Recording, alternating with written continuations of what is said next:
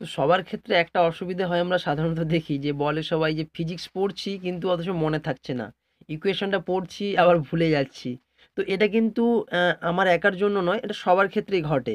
তো সবার জন্য একটা সাধারণ টিপস, এতদিন মানে আমি ফিজিক্স পড়ানোর পর ছাত্রছাত্রীদের কাছ থেকে এই প্রশ্নটা বারবার পেয়েছি। তো একটা সাধারণ সলিউশনস হচ্ছে এর জন্য, ফিজিক্সকে আমাদের বাস্তব জীবনে প্রত্যেকটা জিনিসের সঙ্গে জুড়তে হবে। যেমনি ধরো সাইকেল চালাচ্ছি, সাইকেল চালানোর সঙ্গে আমাকে মাথায় ঘর্ষণ বল নিয়ে আসতে হবে, কি করে প্যাডেলে একটা বৃত্তীয় গতির সৃষ্টি হচ্ছে, সেটা চেনের মধ্যে ড্রাইভ হয়ে একটা চাকার মধ্যে দিয়ে যাচ্ছে। বা ধরো আমি একটা ব্রেক প্যাডেল টিপছি, সেখান দিয়ে কি করে ফ্রিকশন থেকে একটা গাড়ি আটকে যাচ্ছে। এই প্রত্যেকটা জায়গায় একটা সিঁড়িতে উঠছি, মই কীরকম করে একটা অ্যাঙ্গেলে আছে যার জন্য আমার উঠতে সুবিধে হচ্ছে। এরকম করে যদি আমরা জীবনের প্রত্যেকটা জায়গায় ফিজিক্সকে নোটিস করি, তাহলে দেখব থিওরিগুলো আমাদেরকে খুব সুন্দর মনে আসে। তাই জন্য বাস্তব জীবনের সঙ্গে ফিজিক্সকে অ্যাড করতে হবে।